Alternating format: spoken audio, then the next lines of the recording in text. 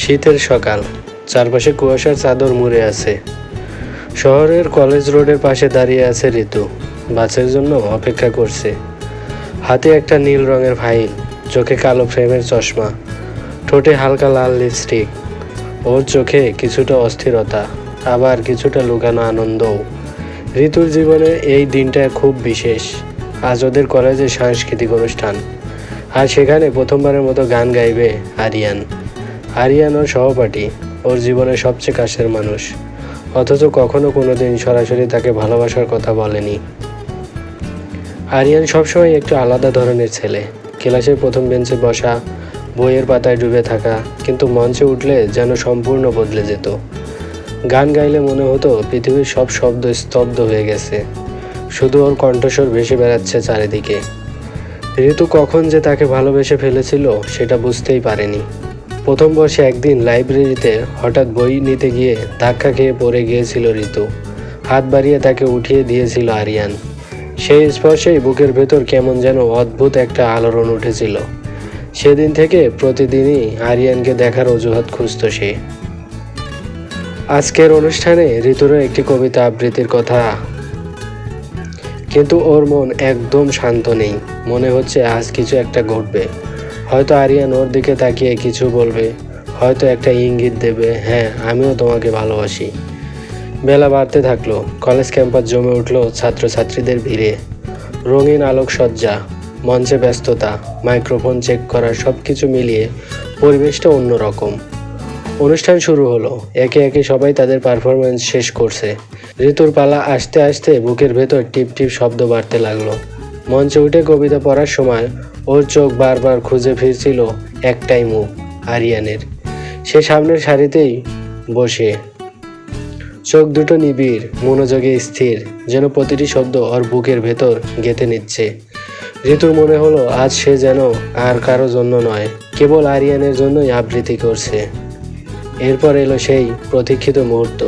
ঘোষক নাম ডেকে বলল, এবার গান পরিবেশন করবেন আমাদের সবার প্রিয় দ্বিতীয় বর্ষের ছাত্র আরিয়ান।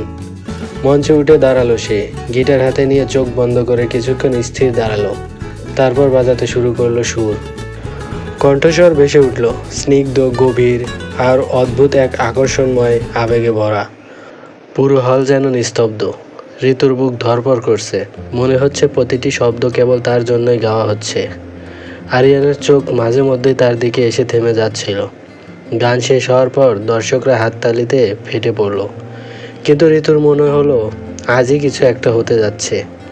অনুষ্ঠান শেষে সবাই ভিড় করে আরিয়ানকে অভিনন্দন জানাচ্ছিল। ঋতু দূরে দাঁড়িয়ে তাকিয়েছিল। হঠাৎ ওর চোখে পড়লো আরিয়ান ধীরে ধীরে ওর দিকে আসছে।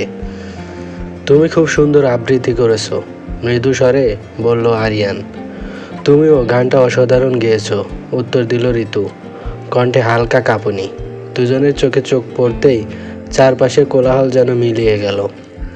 এরপর শুরু হলো এক অদৃশ্য যাত্রা। ক্লাস শেষে লাইব্রেরিতে একসাথে বসা, ক্যান্টিনে চা খাওয়া, অথবা কলেজের গেটের সামনে দাঁড়িয়ে গল্প করা। দুজন দুজনের অজান্তেই ক্রমে একে অপরের জীবনের অবিচ্ছেদ্য অংশ হয়ে উঠল। তবুও কেউ মুখে কিছু বলল না। ভালোবাসার স্বীকারোক্তি থেকে যেন একটা অদ্ভুত ভয় কাজ করত। দিনগুলো দ্রুত কেটে যাচ্ছিল। পরীক্ষা শেষ হয়ে গেল, নতুন বর্ষ শুরু হলো। এরই মাঝে কলেজে শিক্ষা সফরের আয়োজন হলো। সবাই মিলে কক্সবাজার যাওয়ার পরিকল্পনা হলো। সাগরের তীরে দাঁড়িয়ে ঢেউয়ের শব্দে মন ভরে গেল সবার। ঋতু চুপচাপ বসেছিল একটা শিলার উপর। আরিয়ান এসে বসলো। কিছুক্ষণ দুজন চুপচাপ সমুদ্রের দিকে তাকিয়ে থাকলো। হঠাৎ আরিয়ান বলল, তুমি জানো সমুদ্র কেন এত সুন্দর? কেন? কারণ ও তার সমস্ত বেদনা, সমস্ত কথা ঢেউয়ের মধ্যে লুকিয়ে রাখে। ঋতু তাকিয়ে রইল তার দিকে। মনে হলো আজই হয়তো আরিয়ান কিছু বলতে চাইছে, কিন্তু না, আবার নীরবতা। কয়েক মাস কেটে গেল। হঠাৎ একদিন খবর এলো আরিয়ান বিদেশে পড়তে যাবে। সবাই খুশি হলো, কিন্তু ঋতুর বুকটা হাহাকার করে উঠল। যাওয়ার আগের দিন কলেজের লাইব্রেরিতে দেখা গেল তাদের। দুজনই চুপচাপ বসে আছে, কথার বদলে শুধু নীরবতা। শেষে আরিয়ান বলল, আমি যাচ্ছি, হয়তো অনেক দিনের জন্য। ঋতুর চোখ ভিজে উঠল, কিন্তু ঠোঁটে জোর করে হাসি টেনে আনলো। তুমি ভালো থেকো। অনেক বড় মানুষ হয়ে ফিরে আসো। হয়তো বলতে চেয়েছিল আমাকে ভুলে যেও না, কিন্তু মুখে আসেনি। এরপর শুরু হলো অপেক্ষার দিনগুলো। চিঠি, ইমেল, ভিডিও কল সব কিছুতেই যোগাযোগ থাকতো, কিন্তু দূরত্ব ধীরে ধীরে বাড়তে লাগলো। পড়াশোনার চাপ, ব্যস্ততা, নতুন পরিবেশ সব মিলিয়ে কথাবার্তা কমে গেল। ঋতু প্রতিদিন অপেক্ষা করত, কিন্তু আরিয়ানের বার্তা আসতো অনিয়মিত। মন ভেঙে যেত, তবুও আশা ছাড়তো না। 3 বছর পর হঠাৎ একদিন ডাকপিয়নে একটা খাম নিয়ে এলো। খামের ভেতর একটা চিঠি, কাগজে পরিষ্কার অক্ষরে লেখা, ঋতু, হয়তো এই চিঠিটাই আমার শেষ চিঠি। আমি তোমাকে অনেক কিছু বলতে চেয়েছিলাম, কিন্তু সাহস পাইনি। সত্যিটা হলো, আমি তোমাকে ভালোবাসি। প্রথম দিন লাইব্রেরিতে যখন তোমাকে আমি উঠিয়ে দিয়েছিলাম, সেই মুহূর্তেই মনে হয়েছিল তুমি আমার জন্য আলাদা, কিন্তু কখনো বলতে পারিনি। আজও প্রতিদিন তোমাকে মনে করি, তোমার মুখটা চোখের সামনে ভেসে ওঠে। কিন্তু আমার জীবনে এমন কিছু ঘটেছে যা তোমাকে বলা সম্ভব নয়। আমি হয়তো আর কোনো দিন ফিরবো না। তুমি ভালো থেকো, সুখী থেকো, তোমার আরিয়ান। চিঠি পড়ে ঋতুর পৃথিবী ভেঙে পড়ল। দিন, মাস, বছর কেটে গেল, আরিয়ানের কোনো খোঁজ পাওয়া গেল না। হয়তো সে হারিয়ে গেছে, হয়তো নতুন জীবনে অভ্যস্ত হয়ে গেছে, কিন্তু ঋতুর জন্য ভালোবাসাটা রয়ে গেল একই রকম। প্রতিদিন রাতে সে চিঠি হাতে নিয়ে বসে থাকতো।